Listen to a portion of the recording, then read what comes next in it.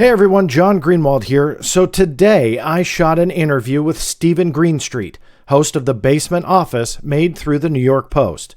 Just hours ago, he launched a 10-minute or so video detailing his struggle with the Pentagon while he's covered UFOs, UAPs, and Luis Elizondo. He's the man who says he led the entire program with the Pentagon to investigate unidentified aerial phenomena. He dropped some great information in the video, and now he's here to share even more about his experience. So stay tuned. You're about to journey inside the Black Vault.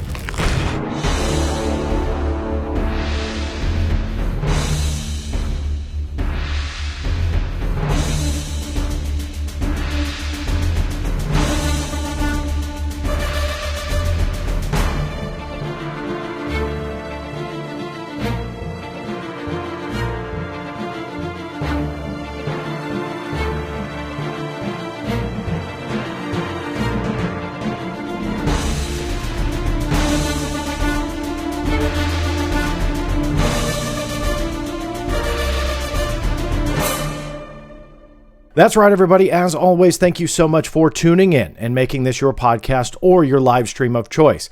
Now, I'm excited about today's guest simply because I've wanted to get him on for a long time.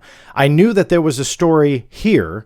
I just didn't know exactly what the story was. And as of today, and kudos to him, he published quite a bit of the background that he's done investigating the claims about UFOs, AATIP, Luis Elizondo with the Pentagon. Now, a lot of you guys have heard me banter about that, but it's exciting for me that I get to pull on a journalist who's been investigating it himself and has a much different experience with different details to tell. Steven Greenstreet from the New York Post and the Basement Office, host of the Basement Office. Steven, thank you so much for taking the time to come in and join us and talk about your experience. Hell yeah, man. I wouldn't want to be anywhere else. Well, I'm excited to have you, and the reason is because I know that you have dug in on this story, some of which you've published, and I just knew from kind of seeing how you operate and how you pursue stories that there must be more to it. And I know that for a while now you've been pursuing quite a few different details. Today you dropped a video. And before we get into that, I want you to just tell everybody, because a lot of people know you as the host of the Basement Office, but I want to know how you got there. How did you get involved with investigating UFOs, writing about UFOs, and ultimately the Basement Office?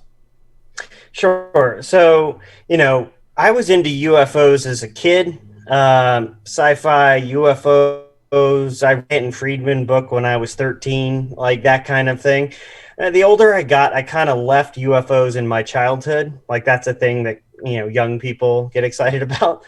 But, I had a weird sighting in 2003 in Utah, which I talked about on the Basement Office. And, that was always in the back of my mind. And then when I started working at the Post, every time a UFO story would come up, I would go, and I would kind of whisper and give them backstories and stuff. I found myself like, I know this information, so I'll start, helping with these stories.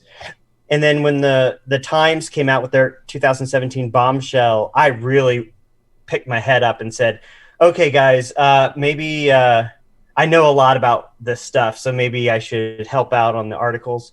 And they came to me and said, well, why don't you pitch a video series? Like, what kind of video series should we do? And I pitched the Basement Office. And that's when I just went off a cliff, just deep dive into everything. And really the story released today is the bookend to where I started in many ways, because one of the first things I did back in 2 years ago was email the Pentagon. I didn't know how it works. I wasn't like you. I wasn't like a lot of ufologists where they've already been in the weeds for years. They know the back and forth with PAO offices and I was just like, hey, Steve Greenstreet with the Post, like, so AATIP, right? Cool, and Elizondo, right? I just didn't know how it worked, and when Sherwood responded that, and you're in the first video because Sherwood responded that, yeah, AATIP investigated UAP. And I was kind of like, wow, they just came out and said it. And then you were like, holy crap, they just came right out and said it. Yeah. That was like the start of it. And today's report was like 2 years in the making. Yeah, that's where obviously you and I really met and started talking, because that statement did come out of left field, because they were seemingly so adamant about saying no, that AATIP did not research UAPs. Then you get this bombshell statement. That really was, I think I said the word shocking in your video, or something to that effect, because it was. And that's what really kind of surprised me about your original story. But what I also liked about you, and I really want to compliment you about this, you just didn't do a one and done article. You stuck with it. You kept pursuing the story. You kept asking questions. What was it after that article, when you got them to admit that they looked into UFOs and studied UFOs? What were you trying to do next? What were you pursuing? Okay, so, it should be stated that in that same response from Sherwood, where he said, yes, AATIP investigated UAP, his next statement was, but, Elizondo had no responsibilities with AATIP. And at this point, like, the History Channel had been announced, the History Channel Unidentified show starring Lou Elizondo as the former head of AATIP. The New York Times, Politico, CNN, all of these big media companies were reporting, like, without doubt, that this is the former head of AATIP. Like, that there was no question marks. Mm-hmm.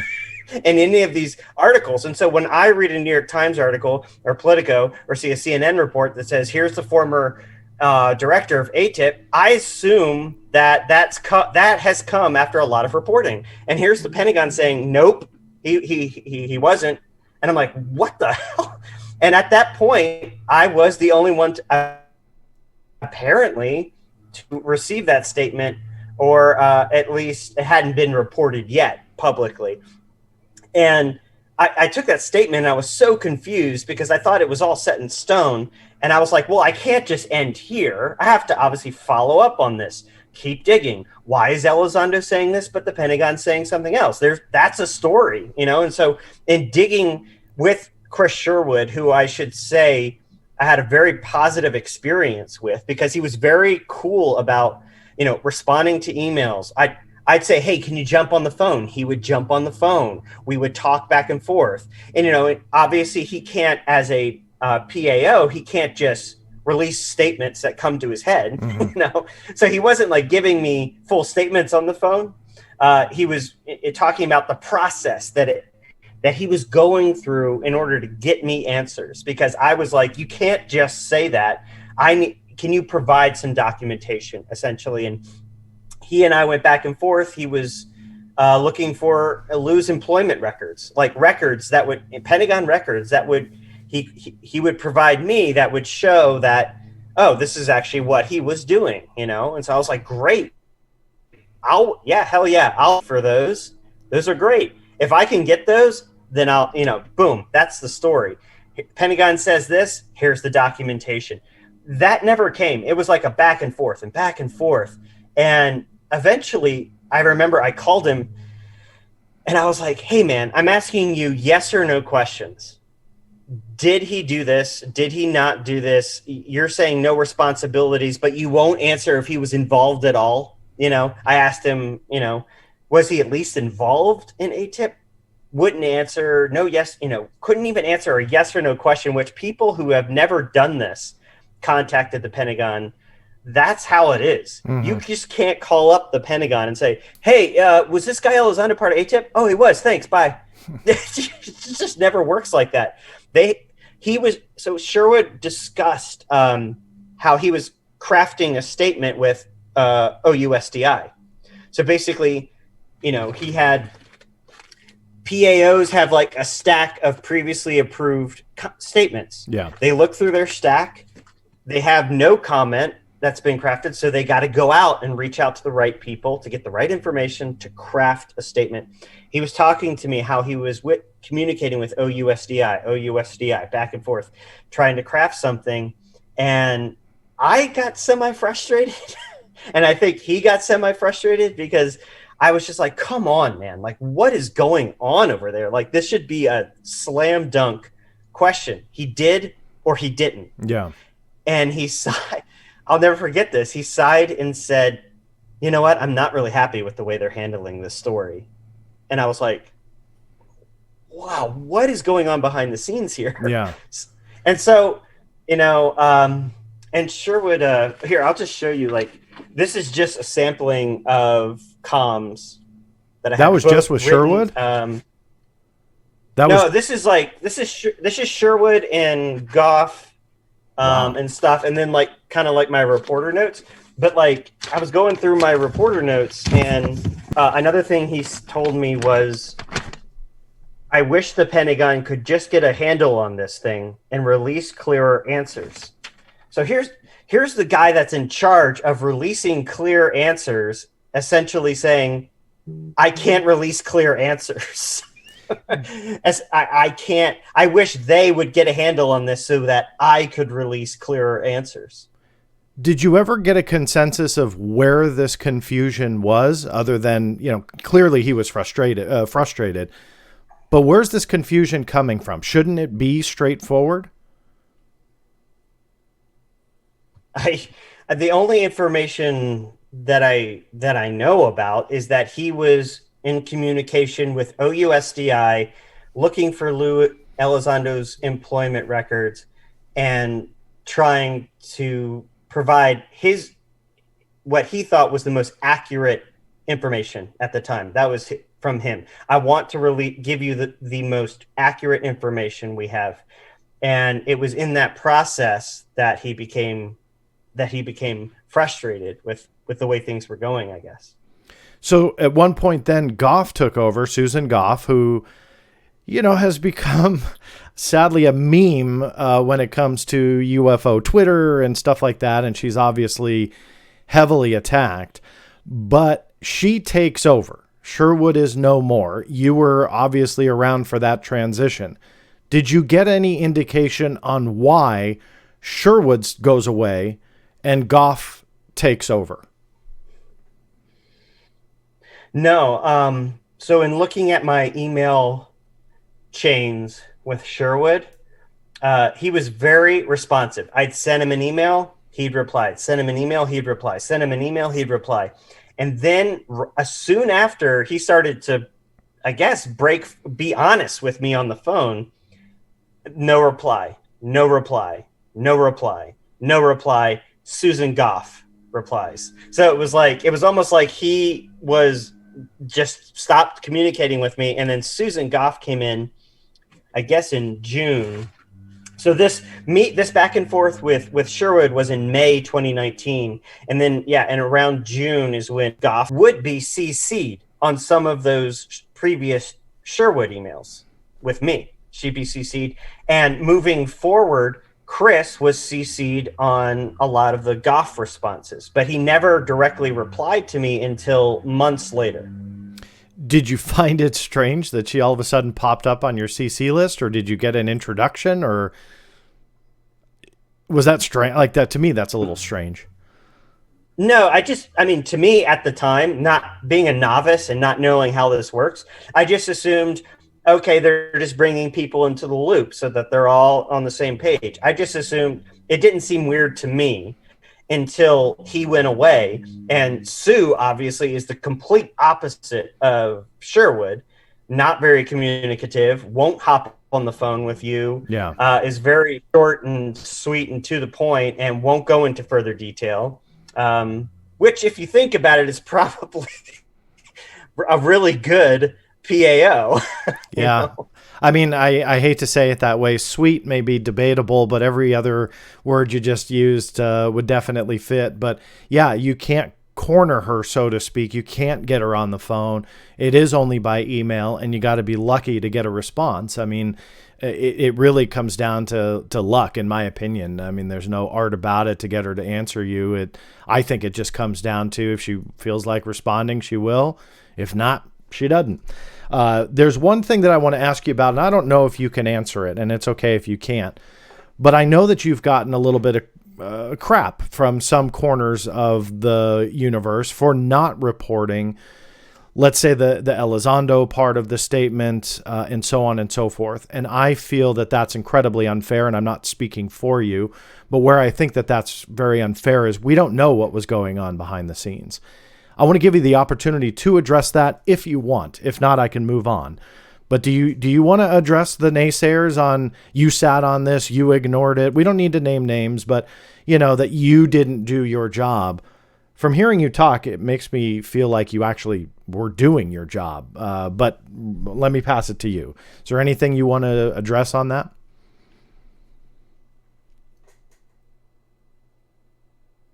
Hold on, I lost you. There we go. Sure. No. Okay, cool.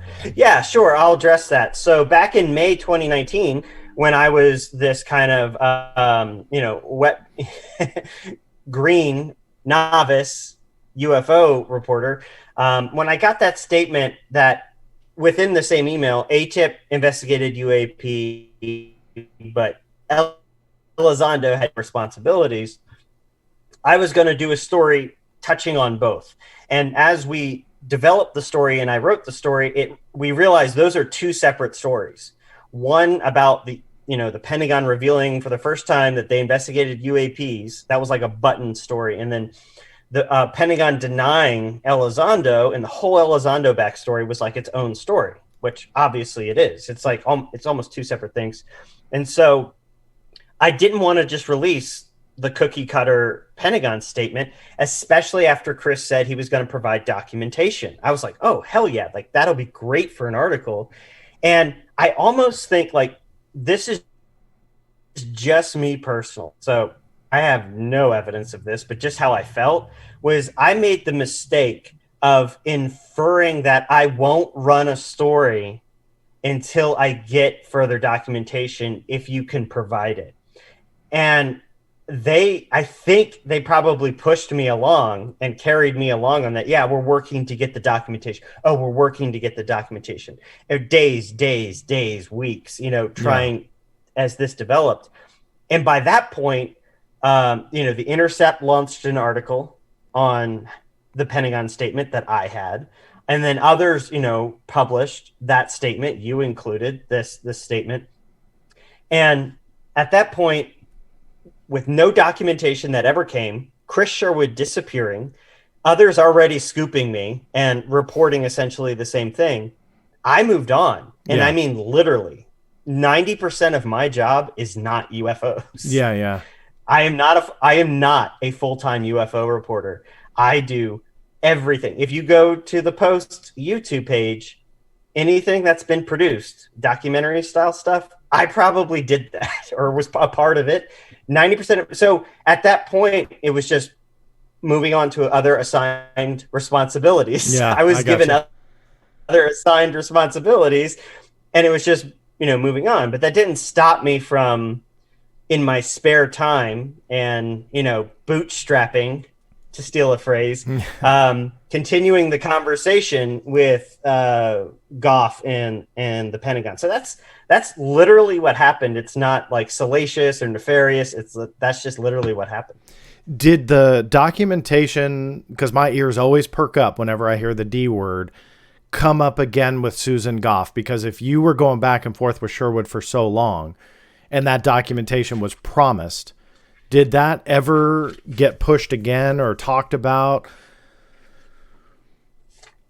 Okay, so I actually was looking through my emails, and I brought it up at least 2 more times after that, where I said, hey, do you have an update? You promised this, or you were at least looking for this. Did you ever acquire that? What's the update on that? And as far as I remember, I mean, I've got a ton of emails. As far as I know, it was never addressed again, never brought up again, never addressed. And they just ignored your request even after promises. Oh, yeah. And then after, I guess, was it Roger Glassell and you? I forget who first, but December 2019, when Sue Gough released the AATIP had nothing to do with UAP, I was furious. I was so frustrated. Yeah. And I sent off an email where I went back through all of my Sherwood Gough emails and I said, you guys said this on this date. You're now saying this. You said that you provided me with the most accurate information, and now you're saying this. And I had this bullet pointed email that mostly went unanswered. I think Gough replied with one or two sentences, but all of my point by points were never addressed. Roger may have got it. I've shouted him out many times on this program. He does great work and pursues the story. I will say I think that I was the first simply because I remember the situation and it was odd. I was not pushing hey, you said AATIP studied UAPs now. Do you want to change your mind? Do you want to go back on that? Like I was accused of that, but I wasn't. I was going after something else. And in the course of going back and forth with emails, she had essentially brought it up and said that I'm paraphrasing, but essentially that they needed to correct the record on AATIP, that Sherwood had obviously released that statement, but she had taken it back. And I immediately reached out to you and went, oh, great. That's all I need is for Greenstreet to think I'm attacking him. But rather the story was the flip-flop. Not necessarily that I believed this side or that side, but rather the flip-flop. And I don't blame you for being frustrated because, I've had it happen to me as well where they'll say one thing and then take it back. And the name example is a prime thing that I still get attacked for, but I don't regret pushing the issue. But the name of AATIP and what the acronym stood for. And there was documentation to say that, it was aviation versus aerospace. Then there were statements that said it was aviation. And it was this big mess. But I know that frustration when they say something to you and then later take it back. Working for a big outfit and I'm sorry, Go ahead. Yeah, but it wasn't just the statement. It was the fact that I felt I had done due diligence back in May 2019 after they gave me that statement, where I didn't just take it and run with it. I was back and forth, where he's saying I'm back and forth with OUSDI. I'm, quote, trying to find the most accurate information regarding all of this, where it was days of him supposedly researching this, finding the most accurate answer, and then providing that answer. And the most accurate answers were Luis Elizondo had no responsibilities, but yes, AATIP researched UAP. It's like, how could you get it wrong? Was essentially my attitude. How did you get that so wrong after supposedly spending days and days and days digging with, OUSDI? It's basically like, how can you get a yes or no question so wrong when you have spent days and days and days back and forth researching, digging up the facts to give me the most accurate information? How can you get that wrong? It's not like I could understand one statement after one day, but the amount of time Chris supposedly put into that statement, I just don't buy it. Something's going on at the Pentagon. You obviously work for a mainstream outlet.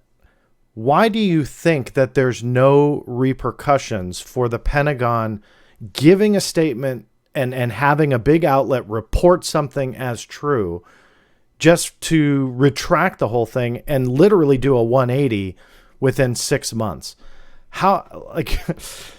Do you feel that there should be repercussions for that? Is there a consensus? Not that you speak for the New York Post, and I don't, I'm not asking you to, but working for a big outlet, what is the consensus when that happens? Because essentially journalism itself is attacked.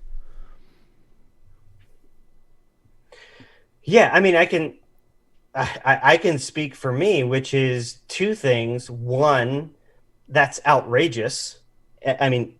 But you don't want to just put a period on that. You want to, like I did, reach out and find out what the hell happened. Why? And the answer that I got from Gough literally was, well, that was the information Chris had at the time. I have now acquired new information, better information, more accurate information than what Chris had at the time. And that new information says AATIP was not about UAP. So that's... I wish I could be a fly on the wall to figure out the conversations on the inside when Susan Gough gets involved and says, well, you just didn't have the right information, even though you put the weight of the Pentagon behind your statement. I'm going to go ahead and change it because my information is better. Who the heck did he talk to that she, either got somebody higher or whatever? To me, it's just utterly confusing. But be that as it may, in the remaining time that I have left with you, because I know I pulled you away from quite a few different assigned responsibilities today. One thing I do want to ask you about is the fact that you've talked to Elizondo, interviewed Elizondo. You've got videos with him as well. I urge everybody to watch those as well. They're great, and you've brought this up to him. Can I ask Steven Greenstreet, not the journalist, not the New York Post, but Steven, how do you feel about the story when it comes to Luis Elizondo and the statements that the Pentagon has said against him, challenging his integrity? Do you have thoughts on what's going on here and who is telling the truth? Sure. If I've learned one thing about government PAO is every single word matters. So I think a lot of people read a statement as a statement. Go back and read that statement as a series of words, and every word matters. And you'll notice in their first statement said he had no responsibilities. Their second statement, they said he has no assigned responsibilities. Why? They didn't just throw that word in there. That word was crafted. That word was decided by committee. Let's add assigned. What does that mean? They're playing a game. They're playing a game and hoping not too many people notice, in my opinion. So what does it tell me? They might be technically the truth, while at the same time getting their way on this guy that they perhaps don't like that much. So he had no assigned responsibilities. So did he have any responsibilities? They wouldn't answer that question when I asked. Did he have any involvement? They wouldn't answer that question when I asked. They would only answer whether he was director or not of the, and here, let me just tell you this because not many people know this, but Dana White, in Politico, in the December 2017 Politico article, Brian Bender mentions he spoke with Dana White, who, at the time was, I believe at the time was the Pentagon's She was the main spokesperson, yeah. And she confirmed Elizondo was the director, per the article, of AATIP, and that AATIP was about UAPs, et cetera, et cetera. It wasn't a released statement, meaning it wasn't a quote. It was like a paraphrase of something she had said. And there's been a lot of debate about that Dana White quote. And, I spoke to Dana White. I spoke to her on the phone. And in fact, I shared this on Twitter. I was shooting a Katy Perry interview. I was shooting a Katy Perry interview, and I was about to roll with Katy Perry when Dana White called me, and I absconded to a dark hallway. And Dana White told me, yes, Lou Elizondo ran AATIP. And then she said, but running things means many different things in government. To run something can mean many different things. She didn't expand on what that meant. And so it just to add to the confusion of what that is. How I feel personally is I feel Lou Elizondo was involved with AATIP. I don't think there's any doubt about Lou's involvement with the study of UAP intelligence while within the Pentagon. But I think this is a big story. I really do. I think it's one of the biggest stories that's right under the surface that not a lot of people are paying attention to, and it's bubbling up. It's bubbling up. I mean, Lou's filing complaints with the Pentagon. It's just back and forth. It's bubbling. It's leading somewhere, and I'm trying to tell people this is a story that could potentially just boom. It amazes me because generally if somebody is coming out and lying and they're making up a story, when they're called out, especially when the weight of the Pentagon starts essentially attacking them in statements, I would think they'd go away. And rather, Lou is actually escalating everything by filing that complaint, pushing for the DODIG to get involved. Now, the DODIG is involved, and we don't know exactly how that's going to turn out, but I'm popping popcorn at this point because I'm really curious to see how all that comes out. In the last couple of minutes, I want to ask you one other thing on Dana White when she said that leading things means different things. Was there anything else in that conversation that I can poke you on to see that came out? I mean, did you ask her, hey, what does that mean? Did she say, yes, he ran it, hang up? Did she have any thoughts about the Pentagon's change of stance? She actually would not speak to that. And I think, that was just like, she didn't have any grudges or anything. She was very professional. And I don't think she wanted to speak to her former office, she wanted to just provide me what she knew personally, and then didn't want to speak about what was going on in her old office currently, which I can respect, on a Sure. professional level. And honestly, at the time, this was 2 years ago, I was rushed to interview a pop star. And so I didn't have much time to ask her follow-up questions. And the only pertinent information that I got from her was, a second confirmation from Dana White that Lou, quote, ran AATIP. But what was interesting to me is running things in government can mean many different things. So that was like the main takeaway for me from Dana White. Yeah, and that's you answered my next one of what that main takeaway was, which is that she confirmed Politico's reporting because it has been controversial. He didn't have a quote. I've questioned it myself, full disclosure, but you actually traced Dana White down. So kudos to you for tracing the story. I think in the last minute or so here, I want you to also point out one other thing that you had found out, which I found incredibly interesting in your video. And then we'll go ahead and wrap it up, and I'll urge everybody to watch it, which is in the link below.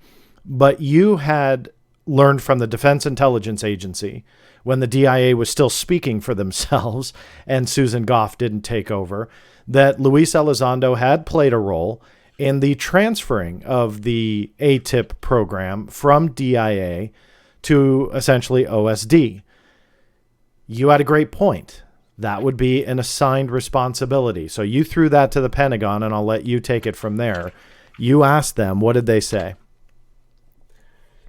Okay, yeah. So James Kudla at the Defense Intelligence Agency was quite specific with me in saying Lou Elizondo helped transfer AATIP from DIA to another office. And as I show in the video, I brought that up to Gough and Sherwood replied saying, yeah, we don't disagree with that. And I was like, what? Like, what do you mean? You told me he had no responsibilities with AATIP. This guy said he did. You're saying you don't disagree with him. Would you like to amend your statement? And they said no. They said the previous statement stands. And like I said in the video, to this day, they're still releasing the same statement. And so just to be technical, let's be technical. If DIA says he had an assigned responsibility, you agree with DIA's statement, then your current statement that he had no responsibilities with AATIP is not, it's not how true. Is that accurate? Yeah. Yeah. And they wouldn't change it. They dug their heels in.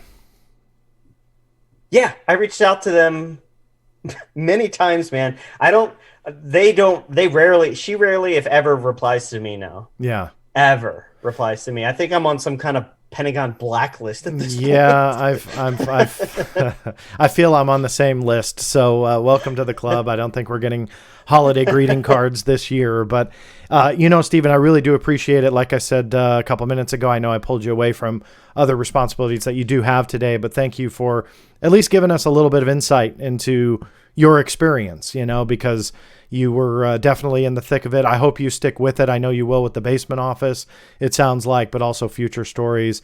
But thank you for taking the time. I really do appreciate it. Sure.